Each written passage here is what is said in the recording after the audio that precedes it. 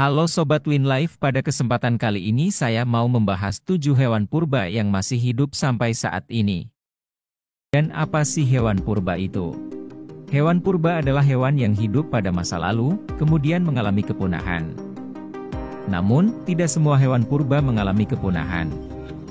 Ada beberapa hewan purba yang masih bertahan, baik di laut dan di darat.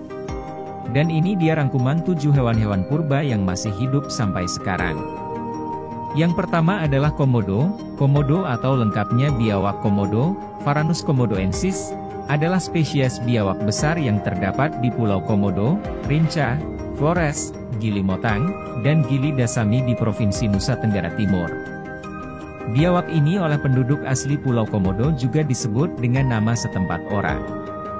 Nama lain dari komodo adalah buaya darat, walaupun komodo bukanlah spesies buaya.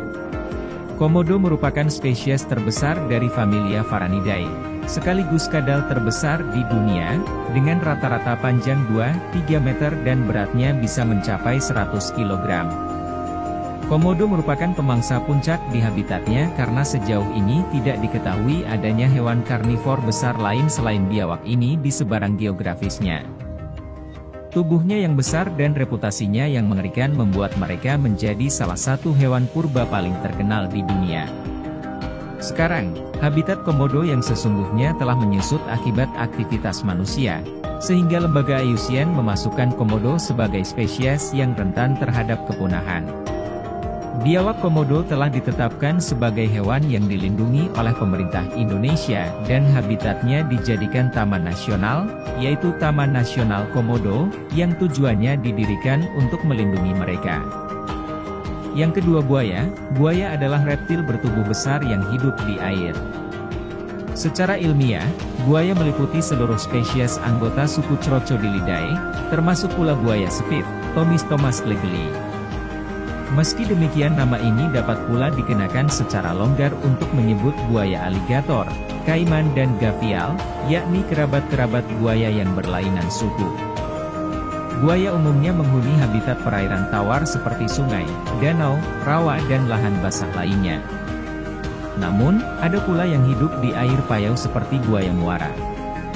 Makanan utama buaya adalah hewan-hewan bertulang belakang seperti bangsa ikan, reptil dan mamalia, kadang-kadang juga memangsa moluska dan krustasea bergantung pada spesiesnya.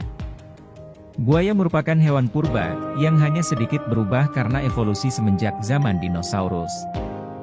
Dikenal pula beberapa nama daerah untuk menyebut buaya, seperti misalnya Buhaya, Sunda, Buhaya, Banjar, Baya atau Bajul, Jawa, Bicokok, Betawi, Bekatak, atau buaya katak untuk menyebut buaya bertubuh kecil gemuk, Senyulong, buaya jolong-jolong, Melayu, atau buaya julung-julung untuk menyebut buaya ikan, buaya pandan, yakni buaya yang berwarna kehijauan, buaya tembaga, buaya yang berwarna kuning kecoklatan, dan lain-lain.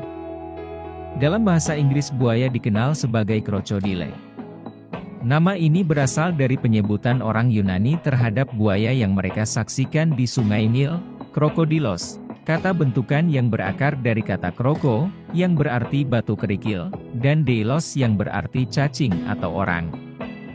Mereka menyebutnya cacing bebatuan karena mengamati kebiasaan buaya berjemur di tepian sungai yang berbatu-batu. Ketiga penyu. Penyu adalah kura-kura laut yang ditemukan di semua samudra di dunia.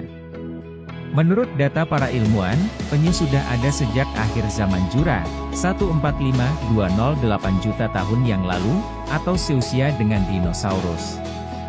Pada masa itu, Archelon yang berukuran panjang badan 6 meter, dan Cimochelis telah berenang di laut purba seperti penyu masa kini. Penyu memiliki sepasang tungkai depan yang berupa kaki pendayung yang memberinya ketangkasan berenang di dalam air. Walaupun seumur hidupnya berkelana di dalam air, sesekali hewan kelompok vertebrata, kelas reptilia itu tetap harus sesekali naik ke permukaan air untuk mengambil napas. Itu karena penyu bernapas dengan paru-paru. Penyu pada umumnya bermigrasi dengan jarak yang cukup jauh dengan waktu yang tidak terlalu lama. Jarak 3000 km dapat ditempuh 58-73 hari. Penyu mengalami siklus bertelur yang beragam, dari 2-8 tahun sekali. Sementara penyu jantan menghabiskan seluruh hidupnya di laut, betina sesekali mampir ke daratan untuk bertelur. Penyu betina menyukai pantai berpasir yang sepi dari manusia dan sumber bising dan cahaya sebagai tempat bertelur yang berjumlah ratusan itu, dalam lubang yang digali dengan sepasang tungkai belakangnya. Pada saat mendarat untuk bertelur, gangguan berupa cahaya ataupun suara dapat membuat penyu mengurungkan niatnya dan kembali ke laut. Juga penyu menggunakan magnetis bumi sebagai bantuan untuk kembali ke kampung halamannya ketika saat masih menjadi tukik, dan kembali saat sudah dewasa untuk bertelur. Penyu yang menetas di perairan pantai Indonesia ada yang ditemukan di sekitar Kepulauan Hawaii. Penyu diketahui tidak setia pada tempat kelahirannya. Tidak banyak regenerasi yang dihasilkan seekor penyu. Dari ratusan butir telur yang dikeluarkan oleh seekor penyu betina, paling banyak hanya belasan tukik, bayi penyu, yang berhasil sampai ke laut kembali dan tumbuh dewasa.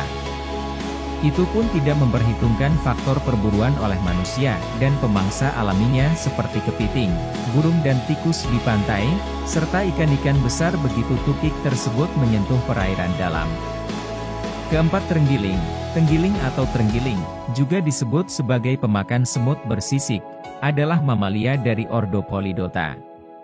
Satu keluarga yang masih ada, Manidae, memiliki 3 genera, yaitu Manis yang terdiri atas 4 spesies yang hidup di Asia, Pataginus yang terdiri atas 2 spesies hidup di Afrika, dan Smutsia yang terdiri atas 2 spesies juga tinggal di Afrika.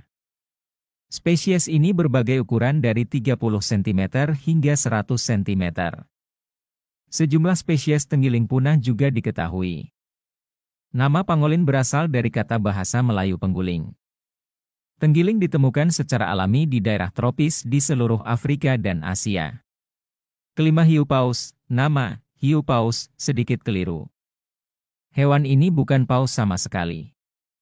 Faktanya, hewan ini merupakan hiu terbesar, bahkan ikan terbesar di dunia. Terlebih lagi, hiu paus sudah berenang di lautan selama setidaknya 28 juta tahun. Hiu raksasa ini sebenarnya dapat ditemukan di sekitar Khatulistiwa, tetapi untuk melihatnya tidak sesederhana yang disarankan banyak orang. Pertama, Anda harus menyewa perahu. Dan karena hewan ini terancam punah, untuk menemukannya sangat susah.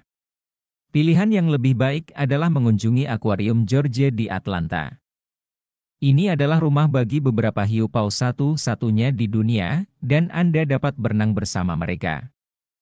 Jangan khawatir, hiu paus adalah pengumpan filter dan sama sekali tidak berbahaya bagi manusia.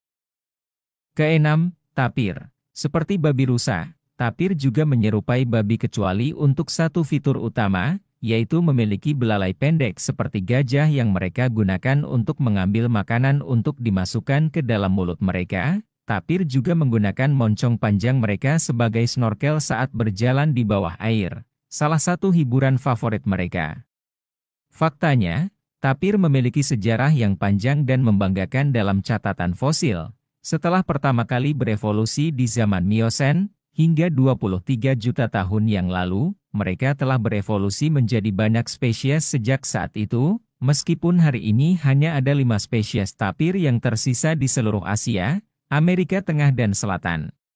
Salah satu tempat terbaik untuk melihat tapir liar di Amerika adalah di Taman Nasional Corcovado di Costa Rica yang menakjubkan. Mereka juga dapat ditemukan di seluruh Amazon Rainforest. Ketujuh, semua orang akrab dengan beruang kutub yang ikonik akhir-akhir ini. Tapi ketika Anda melangkah mundur dan memikirkannya, mereka benar-benar terlihat seperti sesuatu yang bisa berkeliaran di gletser selama zaman es terakhir. Sebenarnya, beruang kutub jauh lebih tua dari zaman itu.